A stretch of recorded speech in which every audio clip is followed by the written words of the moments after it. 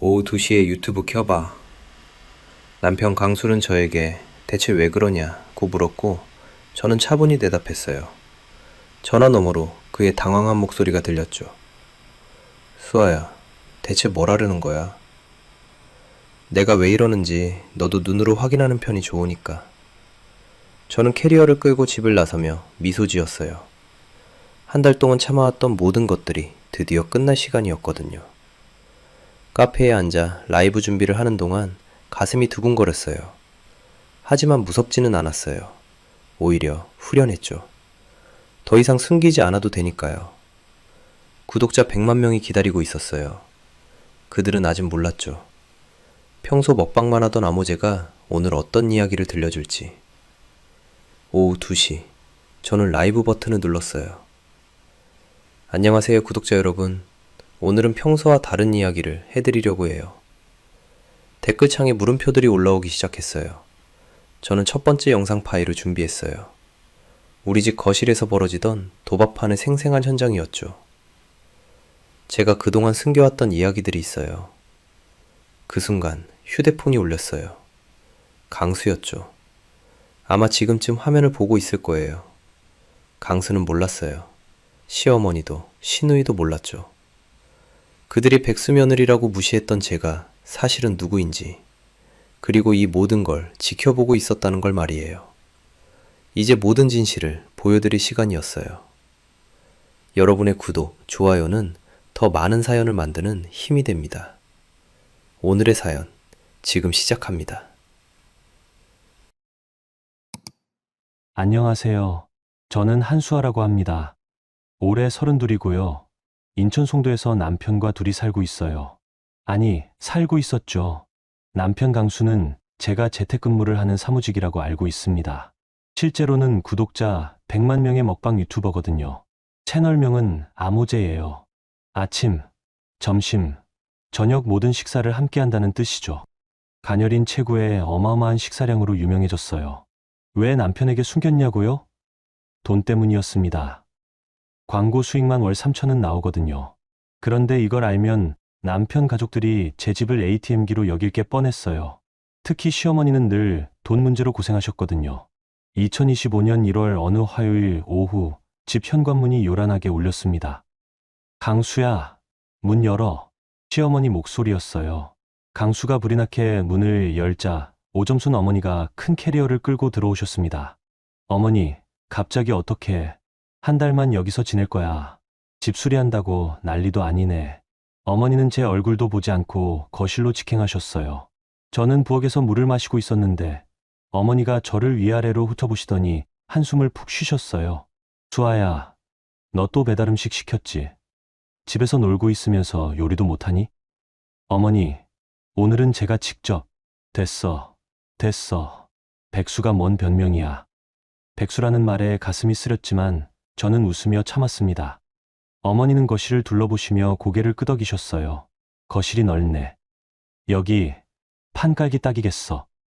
어머니, 판이 뭐예요? 강수가 물었죠. 아, 그냥 동네 아주머니들이랑 차나 마시려고. 그때 어머니의 눈빛에서 뭔가 이상한 걸 느꼈어요. 마치 이미 계획이 다 짜여진 것 같은 표정이셨거든요. 강수는 어머니 캐리어를 안방으로 옮겨드렸고 저는 그 사이 작은 방으로 들어갔어요. 제 비밀 공간이었죠. 방은 벽으로 둘러싸인 이곳에서 매일 밤 촬영을 했거든요. 고가의 카메라와 조명, 방송용 마이크가 가득한 제 스튜디오였어요. 문고리를 잠그는 제 손에 힘이 들어갔습니다. 뭔가 불길한 예감이 들었거든요.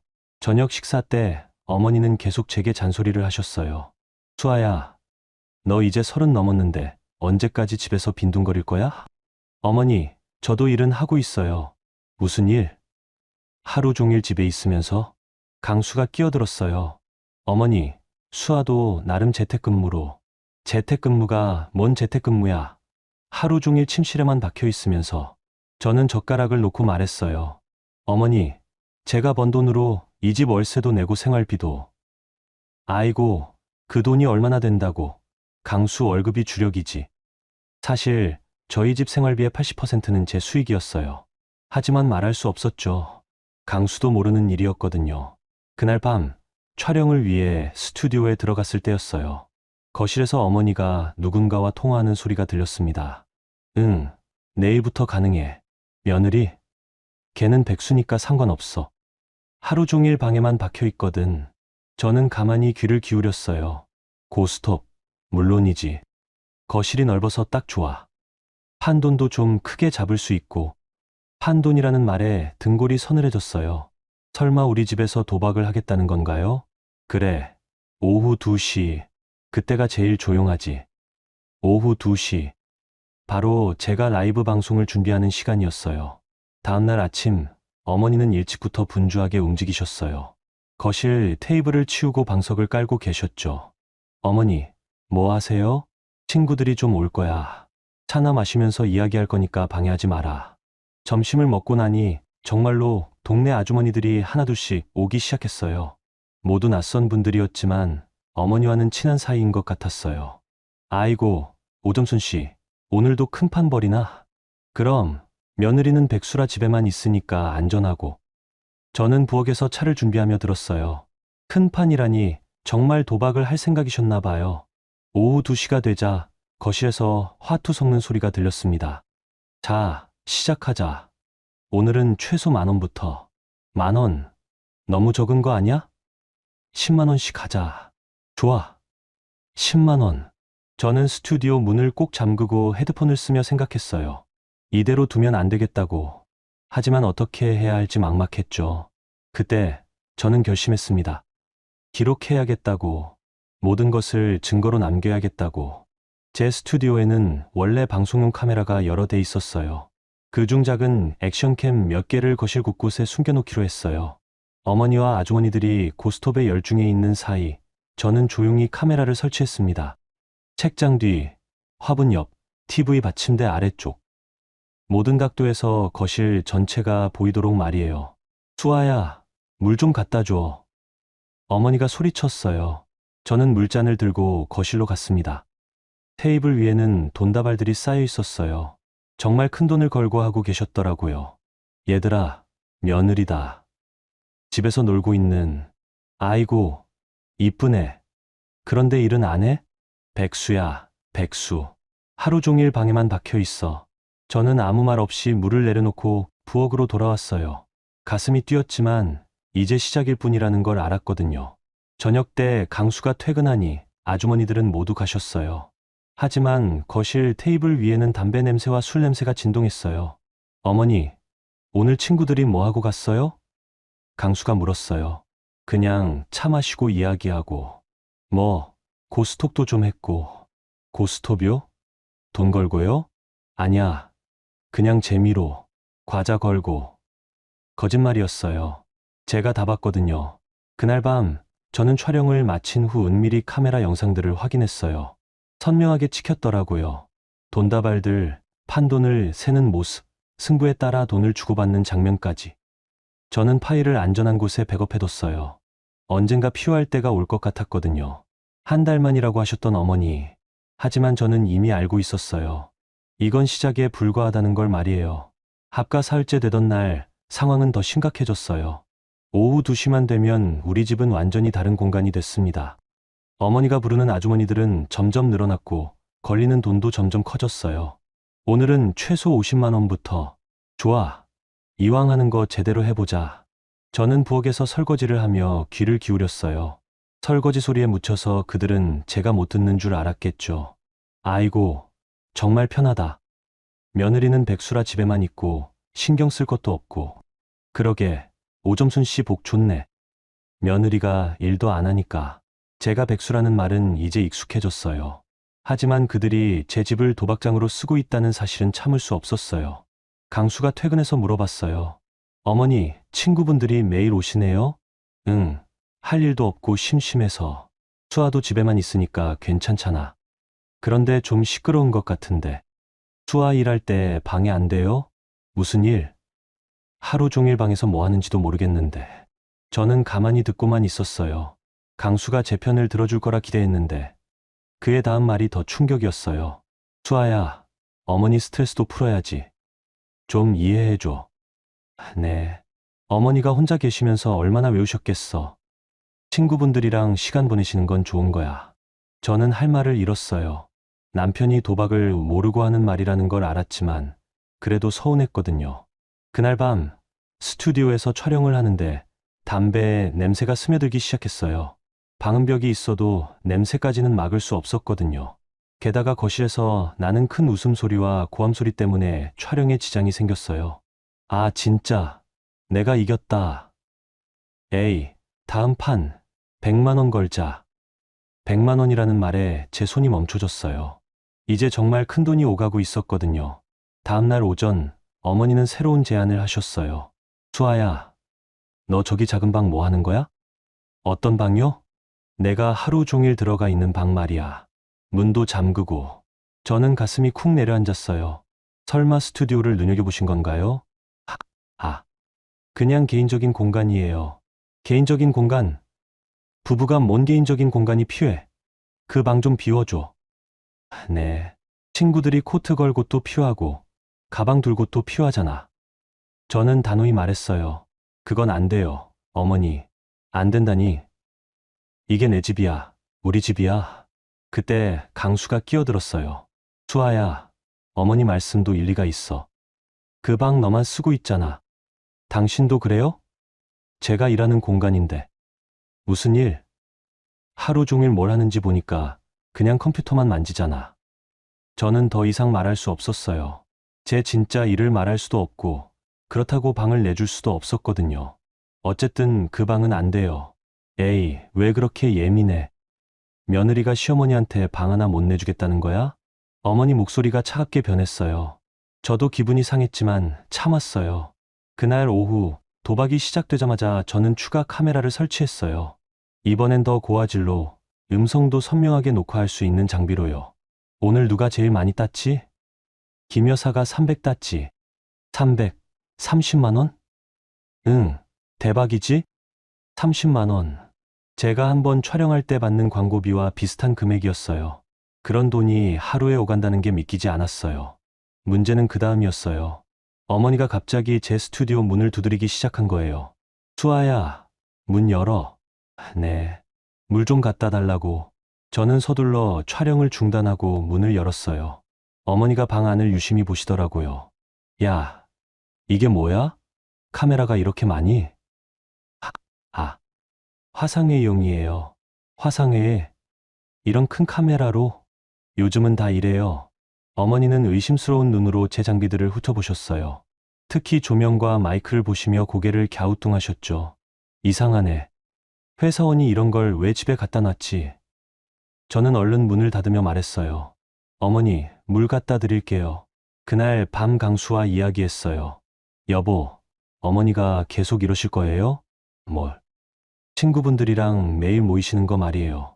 너무 시끄러워서 집중이 안 돼요. 수아야, 좀 참아줘. 어머니도 외로우신데. 근데 거실이 담배 냄새도 나고. 담배야 환기하면 되잖아. 저는 답답했어요. 강수가 도박이 벌어지고 있다는 걸 모르니까 제 말을 이해할 수 없는 거였죠. 일주일이 지나자 상황은 더 심각해졌어요. 어머니의 친구들이 늘어났고 판돈도 점점 커졌어요. 심지어 저녁에도 모이기 시작했거든요. 오늘은 밤에도 한판 할까? 좋지. 강수 잠들면 조용히 하면 돼. 그들은 이제 하루 종일 우리 집에서 도박을 하고 있었어요. 저는 촬영 스케줄을 밤늦은 시간으로 미뤘지만 냄새와 소음 때문에 집중이 안 됐어요. 더 큰 문제는 어머니가 점점 제 방을 탐내기 시작했다는 거예요. 수아야, 그 방 정말 필요해. 친구들이 쉴 공간이 있으면 좋겠는데. 어머니, 정말 안 돼요. 왜 그렇게 고집이야? 며느리가 시어머니한테 방 하나 못 양보하겠다는 거야? 강수도 어머니 편이었어요. 수아야, 어머니 말씀이 맞아. 그 방 너 혼자만 쓰잖아. 그렇지만, 뭘 그렇지만, 컴퓨터야 거실에서 해도 되고. 저는 더 이상 참을 수 없었어요. 하지만 아직 때가 아니라는 걸 알았어요. 좀 더 확실한 증거가 필요했거든요. 그날 밤, 저는 새로운 계획을 세웠어요. 단순히 영상 증거만으로는 부족했어요. 돈이 오가는 과정, 그들의 대화, 모든 것을 완벽하게 기록해야 했어요. 그리고 한 가지 더 알아야 할 게 있었어요. 어머니가 이 돈을 어떻게 조달하고 있는지, 혹시 강수 명의로 뭔가 하고 있는 건 아닌지. 저는 거실에 초소형 녹음기도 추가로 설치했어요. 카메라로는 못 들을 수 있는 대화들까지 모두 녹음하려고요. 이틀 뒤 제 예상이 맞다는 걸 알았어요. 어머니가 누군가와 통화하는 소리가 들렸거든요. 응, 강수 명의로 좀 더 받을 수 있을 것 같아. 며느리는 백수라서 모를 거고.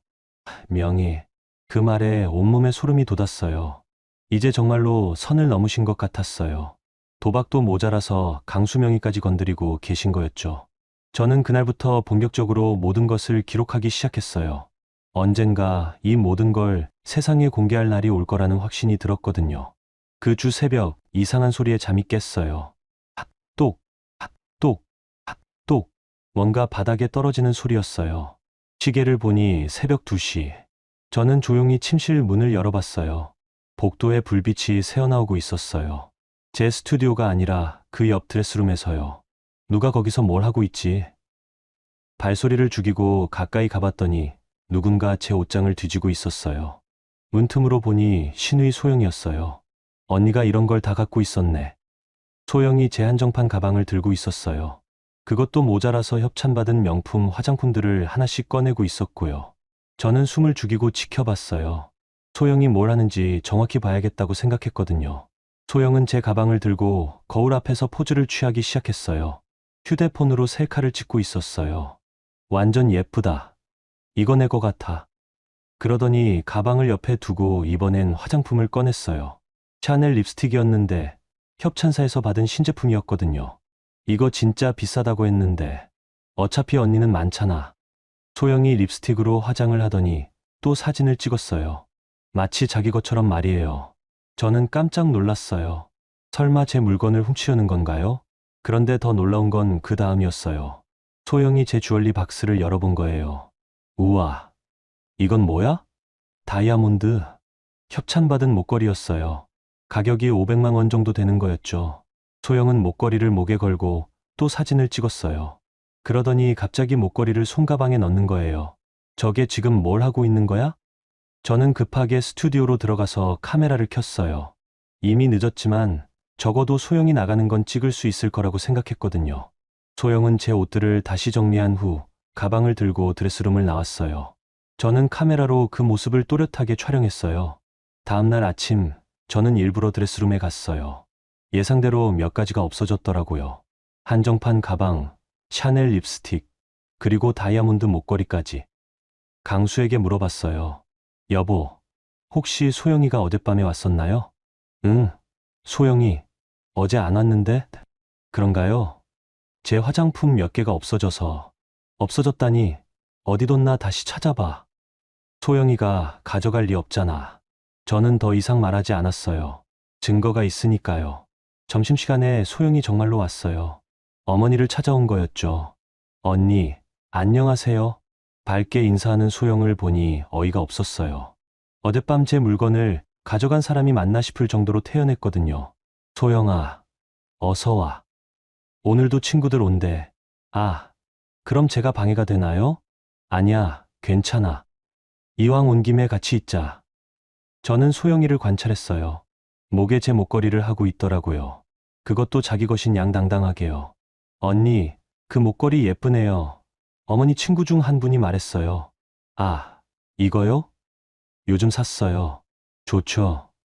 소영이 대답했어요. 제가 들고 있던 찻잔이 덜덜 떨렸어요. 어떻게 저렇게 태어날 수 있을까요? 오후에 도박이 시작되자 소영도 함께 참여했어요. 어머니가 돈을 빌려주더라고요. 소영아, 이거 가지고 해봐. 대신 잃으면 안 돼. 네, 엄마. 소영은 제 목걸이를 하고 제 가방을 옆에 두고 제 립스틱으로 화장한 채로 고스톱을 쳤어요. 마치 모든 게 자기 거인 것처럼요. 저는 화가 났지만 참았어요. 대신 카메라로 모든 장면을 촬영했어요. 소영이 제 물건들을 하고 있는 모습, 그리고 도박에 참여하는 모습까지요. 그날 저녁 강수가 퇴근한 후 소영이 말했어요. 오빠, 언니 옷 좀 빌려도 돼요? 내일 중요한 모임이 있어서. 수아한테 물어봐야지. 소영이 저를 쳐다봤어요. 언니, 괜찮죠? 저는 어떻게 대답할지 몰랐어요. 이미 가져간 것들은 어떻게 하라는 거죠? 어떤 옷을 원해요? 그냥 예쁜 거요. 언니는 옷이 정말 많잖아요. 결국 소영은 제 옷까지 가져갔어요. 브랜드 원피스였는데 가격이 100만 원 정도 되는 거였죠. 그날 밤 저는 혼자 생각했어요. 이게 맞나? 가족이라는 이유로 이런 일들을 당해야 하는 건가? 다음 날 더 충격적인 일이 일어났어요. 제 휴대폰에 당근마켓 알림이 왔거든요. 회원님과 비슷한 지역의 상품이 등록되었습니다. 궁금해서 들어가 봤더니 제 다이아몬드 목걸이가 올라와 있었어요. 판매자는 소영이네였어요. 제목은 다이아몬드 목걸이 급초였고 가격은 200만 원이었어요. 원래 가격의 절반도 안 되는 금액이었죠. 상품 설명에는 선물 받았는데 취향에 안 맞아서 팔아요라고 써 있었어요. 저는 스크린샷을 찍었어요. 증거로 남겨두려고요. 더 놀라운 건 이미 구매 문의가 여러 개 달려 있다는 거였어요. 이거 진품 맞나요? 실물 보고 거래 가능한가요? 급전 필요해서 그런데 혹시 더 깎아주실 수 있나요? 소영이가 답글을 달고 있더라고요. 네, 진품이에요. 영수증도 있어요. 영수증이라니. 제가 협찬받은 건데 무슨 영수증이 있다는 거죠? 저는 더 지켜보기로 했어요. 소영이가 어떻게 거래를 진행하는지 모두 기록해두려고 했거든요. 이틀 후, 소영이가 또 왔어요. 이번엔 제 가방을 들고 와서는 어머니께 자랑했어요. 엄마, 이거 봐요. 언니가 빌려줬어요. 거짓말이었어요. 빌려달라는 말도 없었거든요. 그날 오후, 소영이는 제 가방을 들고 셀카를 찍더니 인스타그램에 올렸어요. 샵 오늘의 가방, 샵 명품 스타그램, 샵 럭셔리 라이프. 해시태그까지 자기 가방인 양 달았어요. 댓글들이 달리기 시작했어요. 가방 예쁘다. 어디 거야? 언니 부자네. 나도 저런 가방 갖고 싶다 유유. 소영이가 답글을 달았어요. 요즘 샀어요. 열심히 일한 보람. 저는 더 이상 참을 수 없었어요. 하지만 섣불리 행동할 수도 없었어요. 확실한 증거를 모아서 한 번에 해결해야겠다고 생각했거든요. 그날 밤 저는 당근마켓 거래 내역을 더 자세히 조사해봤어요. 소영이의 계정을 찾아서 들어가니 놀라운 걸 발견했어요. 제 물건들이 여러 개 올라와 있었거든요. 화장품, 액세서리, 심지어 제가 협찬받은 향수까지. 모두 선물 받았는데 안 써서 팔아요. 또는 이사하면서 정리해요라는 설명이 달려 있었어요. 거래 후기도 여러 개 있었어요. 모두 좋은 평가였고 상품 상태 좋아요. 좋은 거래였어요. 같은 댓글들이 달려 있었어요. 저는 모든 화면을 캡처했어요. 거래 내역, 상품 사진, 대화 내용까지 모든 것을요. 이제 확실해졌어요. 소영이는 단순히 몇 번 빌리는 게 아니라 아예 제 물건들을 훔쳐서 판매하고 있었던 거예요. 다음날 아침 강수에게 말해봤어요. 여보, 소영이가 제 물건들을 가져가는 것 같아요. 또 그 얘기야? 동생이 좀 빌리는 거 가지고 그래? 빌리는 게 아니라 당근마켓에 팔고 있어요. 당근마켓. 설마 그럴 리가. 소영이가 왜 그래? 제가 직접 봤어요. 제 목걸이가. 수아야, 너 요즘 너무 예민한 거 아니야? 어머니 스트레스 받으시니까 그런 거 말고. 강수는 제 말을 믿으려 하지 않았어요. 아니, 믿고 싶어 하지 않았어요. 저는 더 이상 말하지 않았어요. 어차피 증거가 다 있으니까요. 그날 오후 제가 결정적인 장면을 목격했어요. 소영이가 또 제 드레스룸에 들어가더니 이번엔 시계를 가져가는 거예요. 100만 원짜리 시계였어요. 협찬받은 지 얼마 안 된 신제품이었거든요. 저는 조용히 따라가서 카메라로 촬영했어요. 소영이가 시계를 가방에 넣는 순간까지 모든 걸 찍었어요. 이제 정말 확실한 증거가 생겼어요. 소영이의 절도 행위, 당근마켓 판매 증거, 모든 게 갖춰졌어요. 저는 이 모든 증거들을 정리하기 시작했어요. 언젠가 이 모든 걸 공개할 날을 위해서요. 드디어 그날이 왔어요. 제가 몇 주 전부터 준비해온 대형 브랜드와의 협업 라이브였어요. 화장품 브랜드에서 신제품 출시 기념으로 특별 라이브를 요청했거든요. 광고료만 1,000만 원이었어요. 제 채널 역사상 가장 큰 계약이었죠. 라이브는 오후 3시로 예정돼 있었어요. 평소보다 1시간 늦은 시간이었지만 브랜드 측에서 그 시간을 원했거든요. 아침부터 준비가 바쁘셨어요. 메이크업 아티스트님도 오시고 조명 감독님도 오셨어요. 스튜디오 세팅을 완벽하게 해야 했거든요. 그런데 문제가 생겼어요. 오후 2시 어머니의 도박판이 시작된 거예요. 평소보다 사람도 많았고 소리도 더 컸어요. 오늘 큰 판 한번 벌여보자. 좋아. 100만 원씩 걸어. 저는 스튜디오에서 사운드 체크를 하고 있었는데 거실 소음이 너무 심했어요. 마이크에 다 들어올 정도였거든요. 라이브까지 1시간밖에 안 남았는데 이대로는 방송이 불가능했어요. 저는 어쩔 수 없이 거실로 나갔어요. 어머니, 죄송한데 오늘만 조용히 해주실 수 있나요? 제가 중요한 화상회의가 있어서. 화상회의? 지금? 네. 해외 거래처와 회의라서 시간을 못 바꿔요. 어머니는 불쾌하다는 듯이 쳐다보셨어요. 그럼 우리가 어디 가라는 거야? 여기가 우리 집인데. 그런 게 아니라 잠깐만이라도. 에이, 그냥 다른 방에서 해. 안방에서 하면 되잖아. 어머니, 정말 중요한 회의인데. 그때 어머니가 갑자기 화를 내셨어요. 야, 내가 뭔데 우리한테 이래라 저래라 해. 내 아들 집인데. 분위기가 싸해졌어요. 도박을 하던 아주머니들도 다 저를 쳐다봤어요. 수아야, 그냥 참아. 강수가 작은 소리로 말했어요. 어머니 기분 나쁘게 하지 마. 저는 할 말을 잃었어요. 1,000만 원짜리 계약이 날아갈 위기인데 강수는 어머니 눈치만 보고 있었어요. 어쨌든 조용히는 못 해드려요. 우리도 재미있게 놀고 있는데 왜 못하게 해요? 어머니가 단호하게 말씀하셨어요. 저는 스튜디오로 돌아왔어요. 손이 떨렸어요. 브랜드 담당자한테 연락해서 시간을 미룰 수도 없고, 그렇다고 이 상태로 라이브를 할 수도 없었거든요. 그때 더 큰 일이 벌어졌어요. 똑똑똑. 누군가 스튜디오 문을 두드렸어요. 수아야, 문 열어. 어머니 목소리였어요. 어머니, 지금 준비 중이에요. 뭔 준비야? 문 열라고. 저는 어쩔 수 없이 문을 열었어요. 어머니가 들어오시더니 제 스튜디오를 둘러보셨어요. 카메라, 조명, 각종 장비들을 보시며 표정이 이상해지셨어요. 야, 이게 뭐야? 이런 게 왜 이렇게 많아? 화상회의용이라고 했잖아요. 화상회의에 이런 조명이 왜 필요해? 그리고 이 마이크는 뭐야? 방송용 아니야? 제 심장이 쿵쾅거렸어요. 들켜버린 것 같았어요. 그냥 화질이 좋아야 해서. 화질? 웃기고 있네.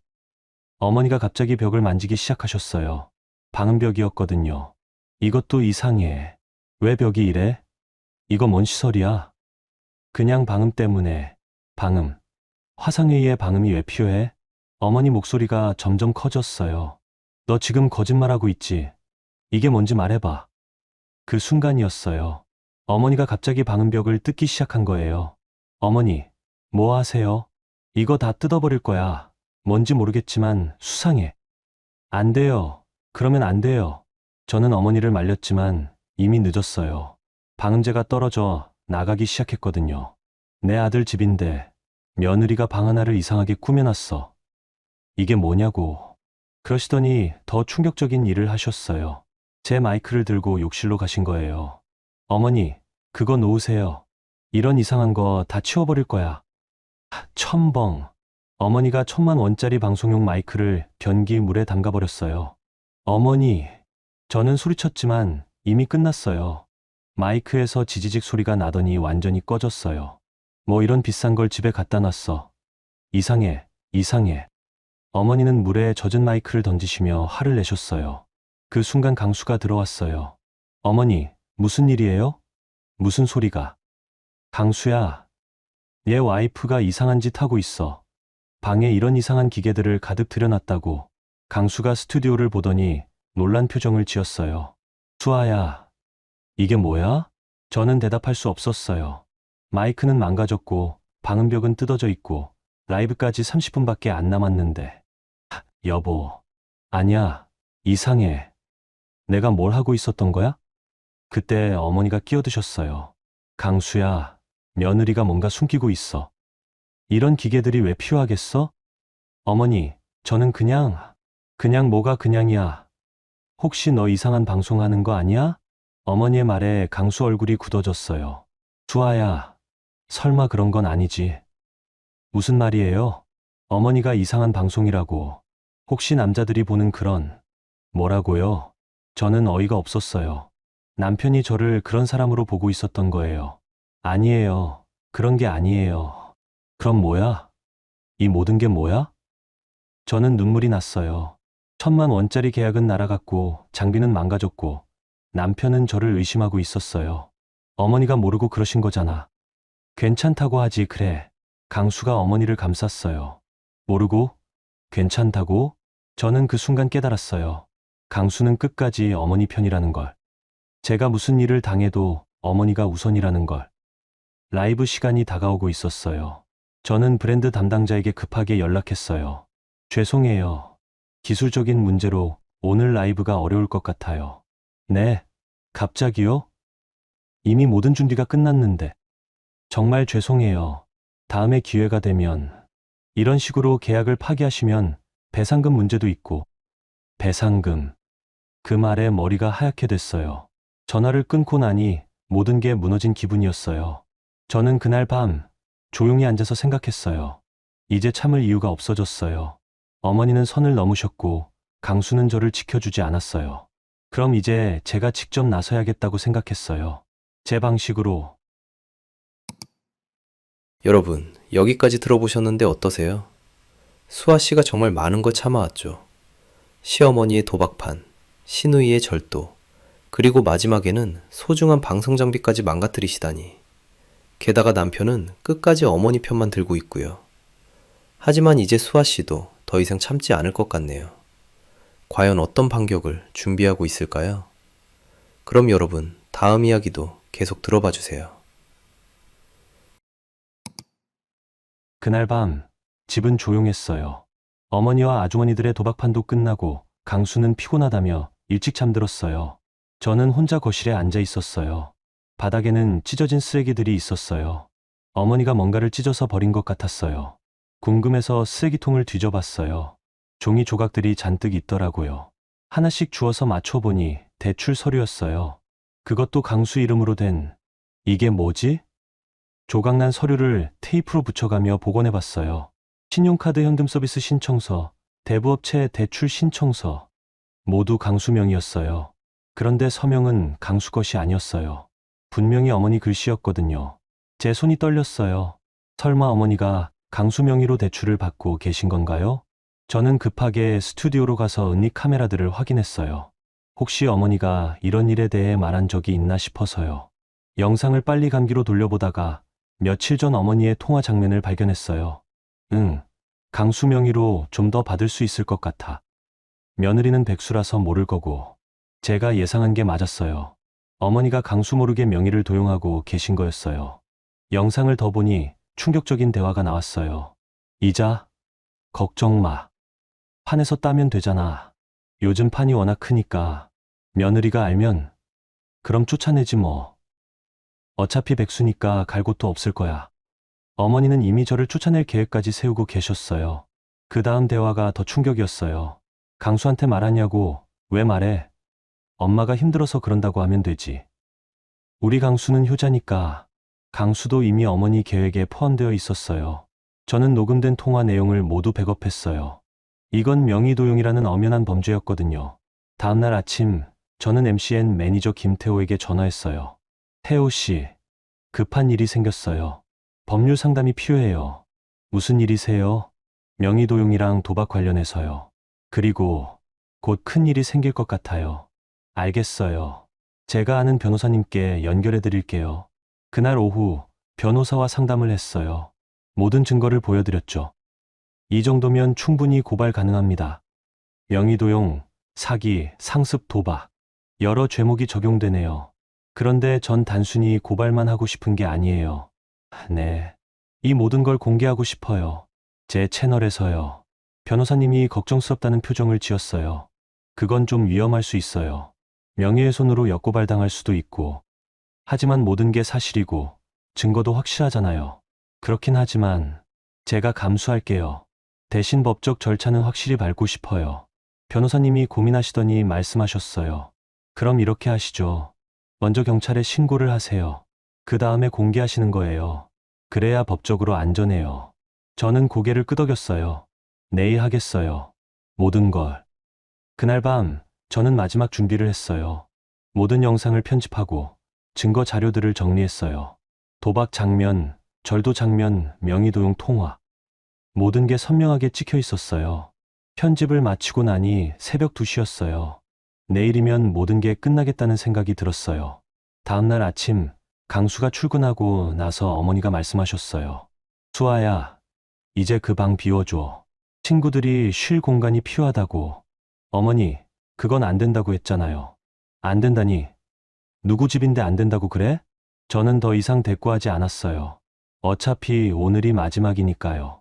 오전 10시 저는 경찰서에 신고했어요. 모든 증거를 제출했죠. 이 정도면 현행범 체포도 가능하겠네요.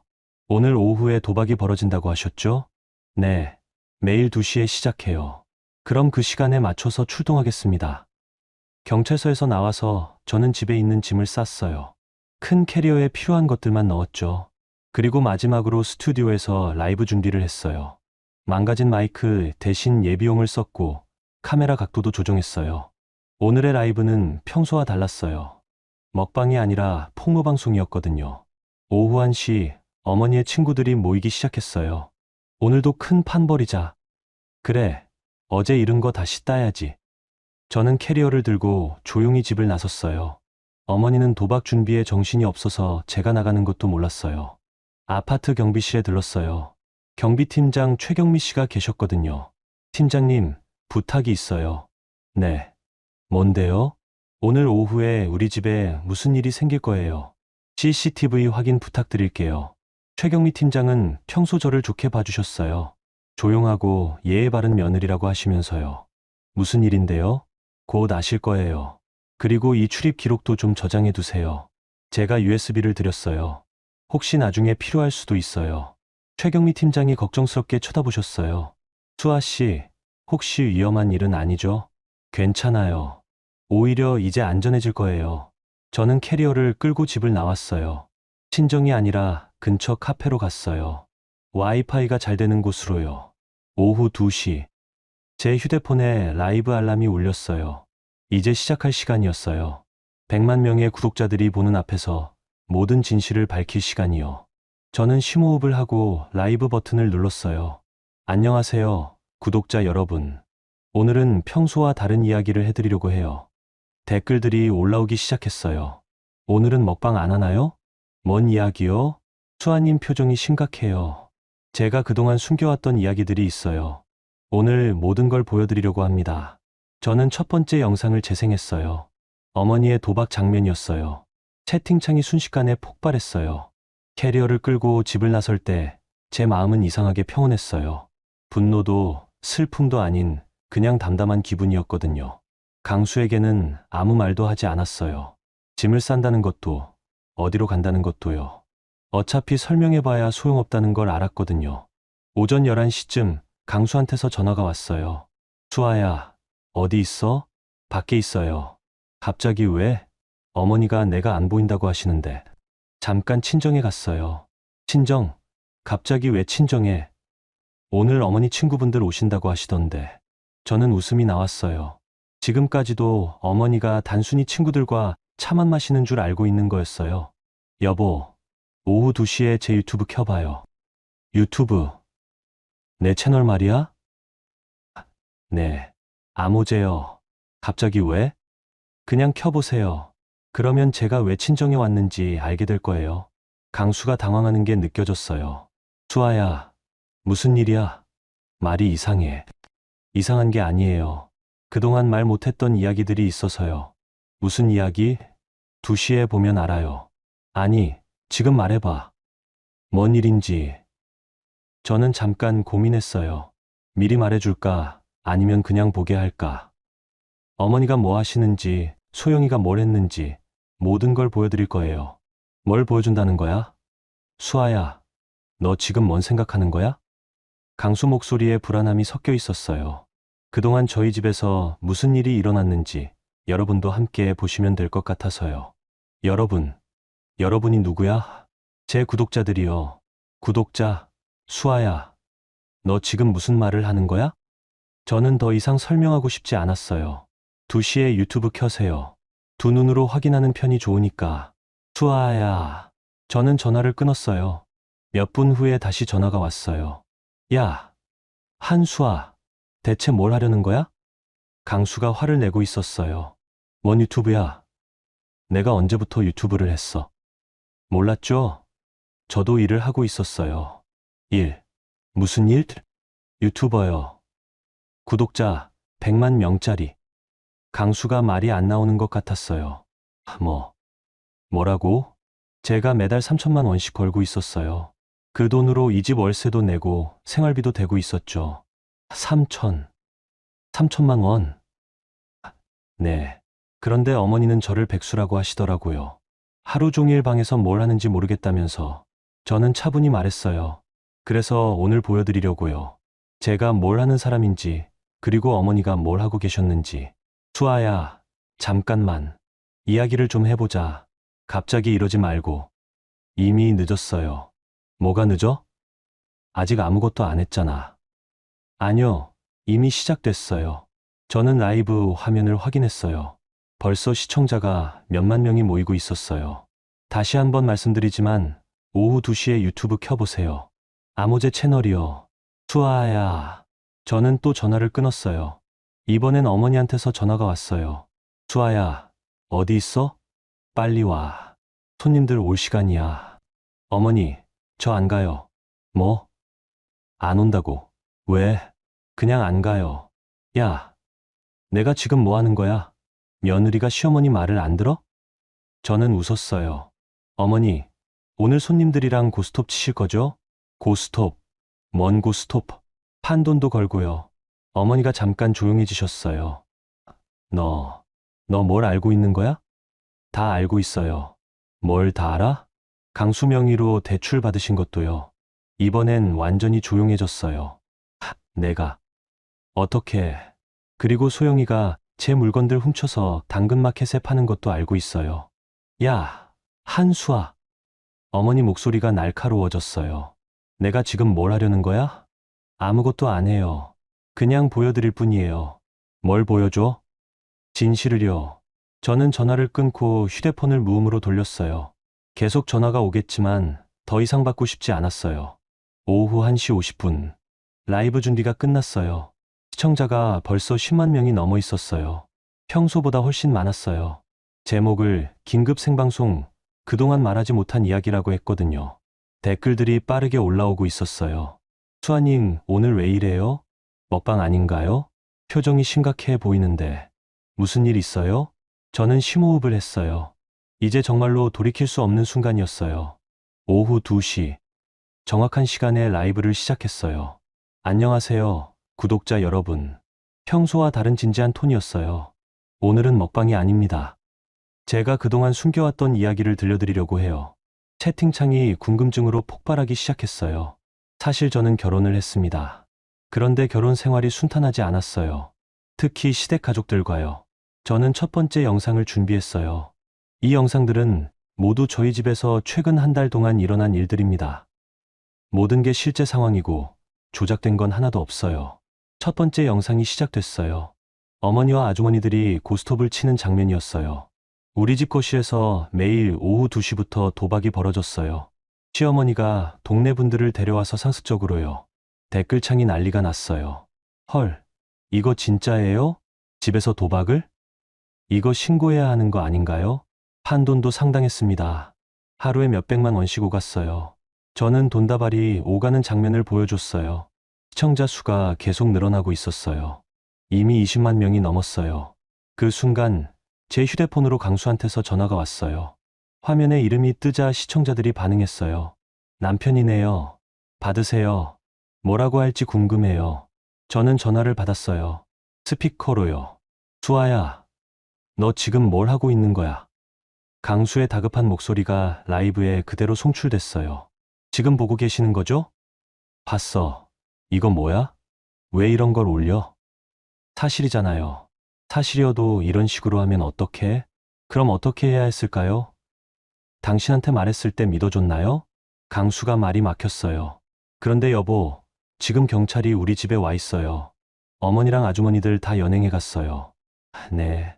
제가 신고했거든요. 상습 도박으로. 댓글창이 완전히 폭발했어요. 경찰 출동. 실시간 체포. 이거 완전 시원해요. 강수가 당황한 목소리로 말했어요. 수아야, 이건 너무 심한 거 아니야? 가족인데. 저는 차분히 대답했어요. 가족이면 뭘 해도 된다고 생각하세요? 라이브 화면 속에서 시청자 수가 계속 올라가고 있었어요. 30만, 40만. 실시간 검색어에도 제 채널이 올라갔나 봐요. 그럼 이제 두 번째 이야기를 보여드릴게요. 저는 소영이의 절도 영상을 준비했어요.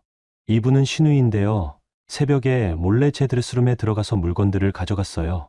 영상이 시작됐어요. 소영이가 제 가방과 화장품을 가져가는 장면이 선명하게 나왔어요. 댓글들이 빠르게 올라왔어요. 헐, 이건 명백한 절도잖아요. 가족이라고 해도 이건 범죄죠. 증거가 완벽하네요. 그리고 이건 당근마켓 판매 화면이에요. 제가 캡처해둔 소영이의 판매 게시물들을 보여줬어요. 제 물건들이 고스란히 올라와 있었거든요. 제가 협찬받은 목걸이인데 500만 원짜리를 200만 원에 팔고 있었어요. 시청자들이 분노하기 시작했어요. 이건 진짜 너무했다. 법적으로 문제되는 거 아닌가요? 신우이가 이럴 수 있어요? 그때 강수가 다시 전화를 걸어왔어요. 수아야, 소영이 얘기까지 왜 해? 그거야 오해가. 오해요? 증거가 이렇게 명확한데 뭔 오해예요? 저는 거래 메시지까지 보여줬어요. 소영이가 선물 받았는데 취향에 안 맞아서 판다고 써놓은 글까지요. 그리고 이건 더 심각한 이야기예요. 세 번째 영상을 준비했어요. 어머니가 강수 명의로 대출을 받으려 했던 통화 녹음이었어요. 시어머니가 남편 몰래 남편 명의로 대출을 받으려 했어요. 녹음이 재생되기 시작했어요. 어머니 목소리가 선명하게 들렸어요. 강수 명의로 좀 더 받을 수 있을 것 같아. 며느리는 백수라서 모를 거고. 댓글창이 완전히 난리가 났어요. 이건 명의도용 아닌가요? 완전 범죄잖아요. 남편분도 피해자네요. 강수의 목소리가 들렸어요. 이게 뭐야? 어머니가 언제 이런 말을? 계속 들어보세요. 녹음이 이어졌어요. 며느리가 알면 그럼 쫓아내지 뭐. 어차피 백수니까 갈 곳도 없을 거야. 강수가 충격받은 듯 조용해졌어요. 그리고 이것도 들어보세요. 어머니가 강수를 설득하는 계획을 말하는 부분이었어요. 강수한테 말하냐고. 왜 말해? 엄마가 힘들어서 그런다고 하면 되지. 우리 강수는 효자니까. 댓글들이 분노로 가득 찼어요. 남편을 이용할 계획까지 다 세워놨네요. 이건 가족이 아니라 범죄자들이에요. 수아님 정말 고생 많으셨어요. 저는 마지막 영상을 준비했어요. 그리고 어제 제가 중요한 방송을 준비하고 있을 때 일어난 일이에요. 방음벽을 뜯고 마이크를 물에 담그는 장면이 나왔어요. 1000만 원짜리 장비였어요. 그것도 제가 중요한 계약을 앞두고 있을 때요. 시청자들의 분노가 절정에 달했어요. 이건 진짜 악질이네요. 고의로 방해한 거잖아요. 배상도 받아야 해요. 그때 제 휴대폰으로 모르는 번호에서 전화가 왔어요. 여보세요? 수아님 맞나요? 저는 인천 송도 파출소 경찰관인데요. 경찰이었어요. 저는 스피커폰으로 바꿨어요. 네, 수아입니다. 신고해주신 도박 사건 관련해서 연락드렸어요. 현장에서 증거 확보했고요. 관련자들 조사 중입니다. 댓글창에서 환호성이 터져나왔어요. 실시간 경찰 통화. 정의구현. 수아님 고생하셨어요. 혹시 추가로 제출할 증거가 있으시면 언제든 연락주세요. 네, 알겠습니다. 감사합니다. 전화를 끊자마자 강수가 다시 걸어왔어요. 수아야, 이제 됐어. 그만하자.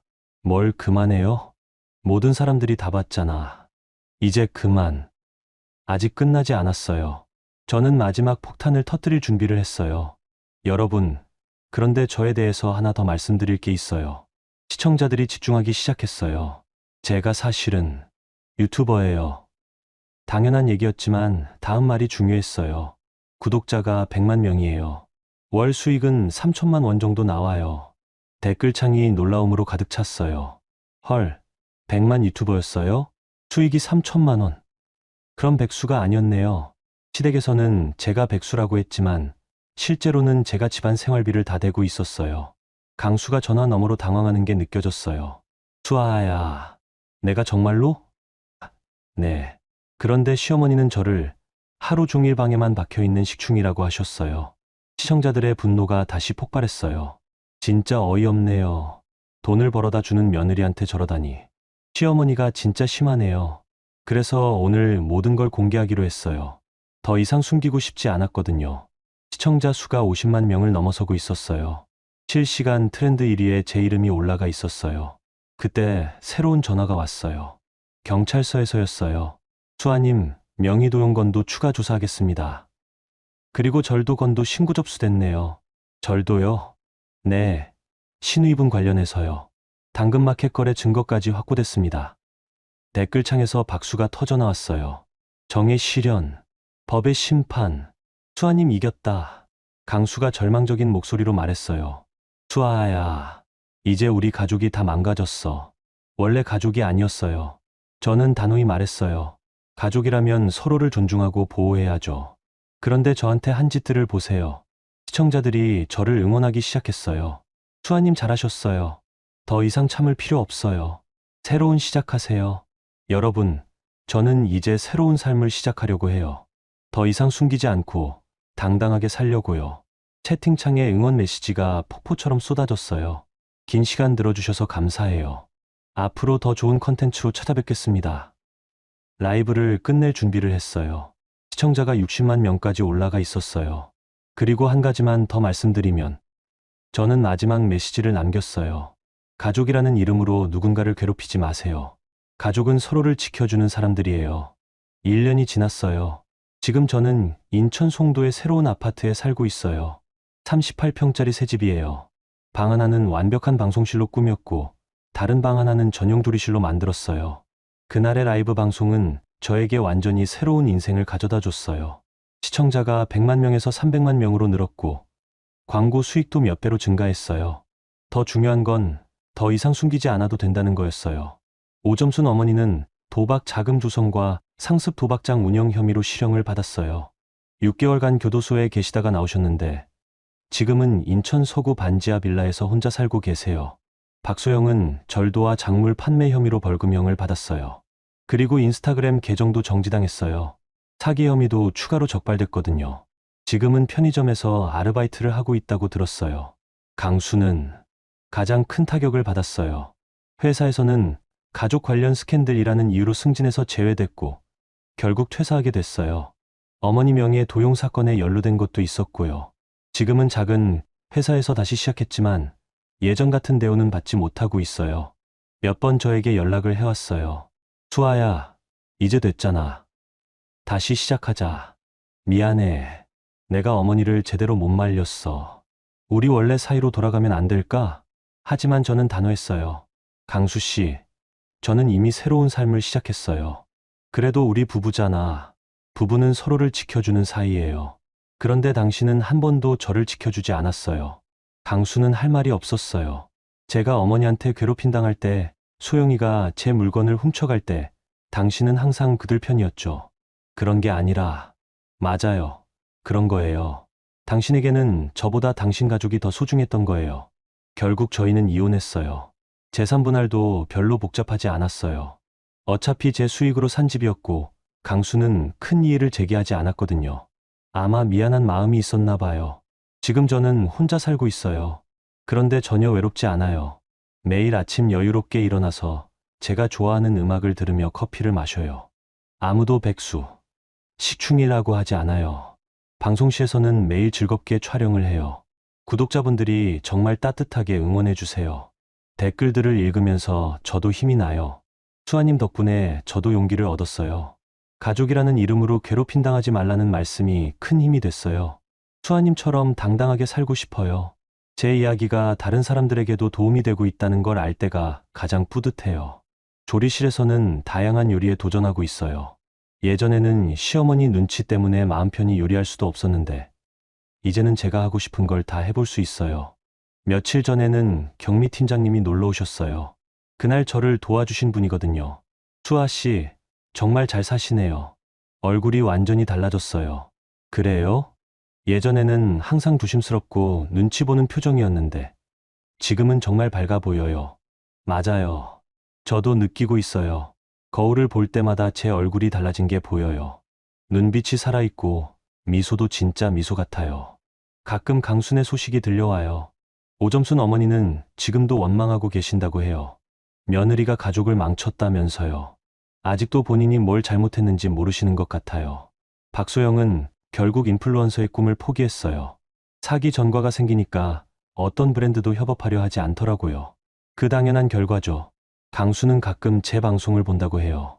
새로운 여자친구가 생겼다는 소문도 들었어요. 잘 됐어요.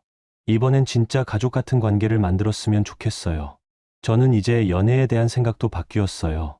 예전에는 결혼하면 참아야 한다. 가족이니까 이해해야 한다고 생각했어요. 하지만 이제는 아니에요. 진짜 사랑하는 사람이라면 저를 지켜줘야 해요. 가족이라는 이름으로 상처 주는 사람들로부터 저를 보호해줘야 해요. 그런 사람을 만날 때까지는 혼자서도 충분히 행복할 거예요. 오늘도 저는 새로운 영상을 촬영했어요. 혼자 사는 집, 완벽한 스테이크 만들기라는 주제였어요. 고급 스테이크를 사서 정성껏 양념하고 완벽하게 구워냈어요. 예전 같으면 혼자서 뭔 비싼 고기를 먹느냐는 소리를 들었겠지만 이제는 아무도 뭐라고 하지 않아요. 영상 말미에 이런 멘트를 남겼어요. 여러분, 혼자 먹는 맛있는 식사도 충분히 가치 있어요. 누군가의 눈치를 보면서 먹는 밥보다 훨씬 맛있거든요. 댓글들이 달렸어요. 수아님 말씀이 맞아요. 저도 혼자 스테이크 해 먹어야겠어요. 자립하는 여성이 멋있어요. 저는 댓글들을 읽으며 미소 지었어요. 그리고 마지막에 자막을 하나 넣었어요. 가족은 면죄부가 아닙니다. 그 자막을 보고 또 댓글이 달렸어요. 이 말이 정말 와닿아요. 가족이라고 해서 모든 걸 참을 필요는 없죠. 수아님 덕분에 저도 용기가 생겼어요. 저는 키보드를 정리하고 의자에서 일어났어요. 거실로 나가니 조용하고 깔끔한 제 공간이 보였어요. 아무도 뜨려놓지 않는, 아무도 담배 냄새를 풍기지 않는 저만의 공간이요. 냄비에 물을 올리고 차를 우렸어요. 제가 좋아하는 얼그레이였어요. 예전에는 비싸다고 뭐라고 하는 사람들이 있었지만 이제는 제가 마시고 싶은 걸 마실 수 있어요. 창밖으로 송도의 야경이 보였어요. 반짝이는 불빛들이 정말 아름다웠어요. 저는 따뜻한 차를 마시며 생각했어요. 1년 전 이맘때 저는 정말 많은 걸 참고 살았어요. 누구의 눈치를 보고 누구의 기분을 맞춰주고 제 진짜 모습을 숨기고 살았죠. 하지만 이제는 아니에요. 제가 하고 싶은 일을 하고 제가 먹고 싶은 걸 먹고 제가 살고 싶은 곳에서 살고 있어요. 무엇보다도 더 이상 거짓말을 하지 않아요. 제가 누구인지, 뭘 하는 사람인지, 얼마나 벌고 있는지 숨기지 않아요. 휴대폰을 보니 새로운 메시지가 와 있었어요. MCN 매니저 태우 씨였어요. 수아님, 내일 회의 있어요. 새로운 대형 프로젝트 제안이 들어왔거든요. 저는 미소 지으며 답장을 보냈어요. 네, 기대되네요. 그리고 창밖을 다시 바라봤어요. 내일도 새로운 하루가 시작될 거예요. 누군가의 눈치를 보지 않는 제 규칙대로 사는 하루가요. 정말 좋은 기분이었어요. 여러분, 오늘 이야기 어떠셨어요? 수아 씨의 이야기를 들으면서 정말 많은 생각이 들었어요. 가족이라는 이름으로 얼마나 많은 일들이 일어날 수 있는지, 그리고 때로는 진정한 용기를 내야 할 때가 있다는 걸 보여준 이야기였죠. 처음에는 수아 씨가 그냥 참고 사는 평범한 며느리인 줄 알았어요. 하지만 실제로는 구독자 100만 명의 성공한 유튜버였고 지방 경제를 책임지고 있는 당당한 여성이었더라고요. 그런데도 시댁에서는 백수, 식충이라고 부르며 무시했죠. 가장 인상 깊었던 건 수아 씨가 마지막에 한 말이에요. 가족은 면죄부가 아니다 라는 말이에요. 정말 맞는 말이죠. 가족이라고 해서 서로를 존중하지 않아도 되는 건 아니니까요. 우리 모두는 살아가면서 다양한 선택을 하게 돼요. 때로는 찾는 것이 미덕일 수도 있지만 때로는 용기 있게 맞서는 것이 필요할 때도 있어요. 수아 씨처럼 말이에요. 물론 모든 갈등을 공개적으로 해결하라는 건 아니에요. 하지만 적어도 자신의 존재 가치를 인정받을 권리는 모두에게 있다고 생각해요. 누구든지 존중받으며 살아갈 자격이 있거든요. 수아 씨는 이제 자신만의 공간에서 당당하게 살고 계세요. 더 이상 누구의 눈치를 보지 않고 자신이 하고 싶은 일을 하면서요. 정말 멋지다고 생각해요. 여러분께도 이 이야기가 작은 위로와 지혜가 되었으면 좋겠어요. 힘든 상황에 있는 분들께는 용기를, 주변 사람들을 돌아볼 기회를